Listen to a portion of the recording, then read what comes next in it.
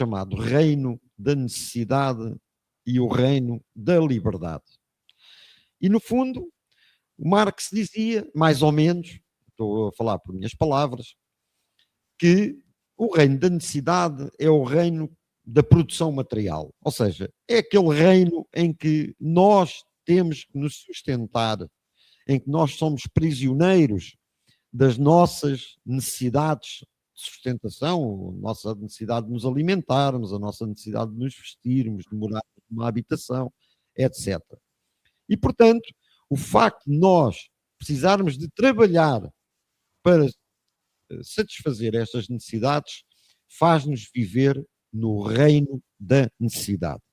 Este reino da necessidade coexiste com um outro reino, que é o reino da liberdade, ou coexiste, ou suprime, mas de alguma forma ele relaciona-se com outro reino, que segundo Marx era o reino da liberdade. E este reino da liberdade, para Marx, começa apenas quando nós saímos do reino da necessidade. Ou seja, quando estamos basicamente, a consequência é esta: quando estamos no trabalho, não estamos na posse da plenitude da nossa liberdade. Não quer dizer que não tenhamos algumas liberdades. Por exemplo, há pouco, quando eu falava da questão do despedimento, o trabalhador tem sempre, tem sempre a possibilidade de pedir informações, de sugestões, de se defender de uma determinada acusação, de exercer direitos, de exercer liberdade sindical, de gozar férias. Portanto, nós sempre condicionado por esta necessidade de trabalhar. Digamos que são prerrogativas, direitos que só existem por causa da chamada necessidade de trabalhar. Não houvesse a necessidade de trabalhar, não houvesse este reino da necessidade e não estaríamos a falar desses direitos. Aliás, é importante que todos saibamos aqui, nós e quem está a ver-nos, que a grande ansiedade progressista, a grande ansiedade de quem luta pela libertação do ser humano, da exploração, é a supressão do reino da necessidade, é lutar para que o trabalhador se liberte desta imposição que consiste no ter de trabalhar para satisfazer as suas necessidades. Porquê? Porque quanto maior esta necessidade, menor a liberdade. E a verdade é que o indicador, a variável que relaciona estes dois é o tempo. O que a entidade patronal compra ao trabalhador é tempo.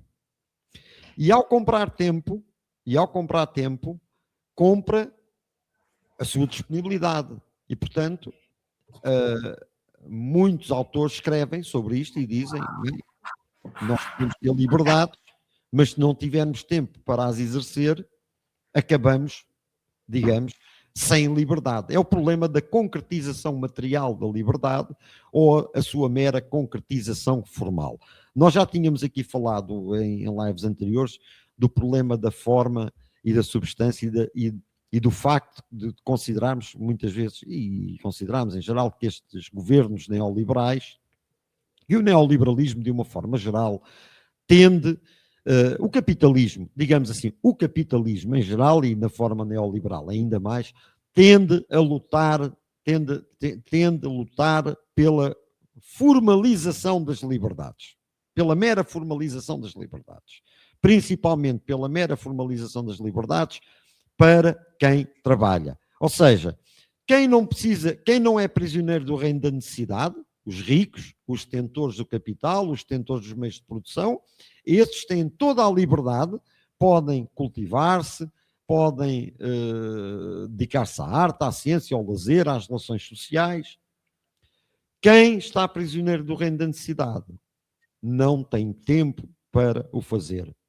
Quando falamos de direito de trabalho, falamos essencialmente da capacidade que a entidade patronal tem para ter o trabalhador à sua disposição e para o ter mais tempo, digamos assim, para estender o seu posicionamento, a sua dependência no reino da necessidade. Ora, quando vivemos em democracia, coloca-se esta contradição, que é o vivermos em democracia, supostamente, mas, por exemplo, num país como Portugal, os trabalhadores trabalham cada vez mais horas, determinam cada vez menos o tempo de trabalho e a forma de prestação do tempo de trabalho e, consequentemente, se determinam menos a forma como se encaixa, não é, o trabalho, o reino da necessidade na sua vida, nas suas 24 horas, o que sobra para a liberdade, o que sobra, por exemplo, para se dedicarem à política, à democracia,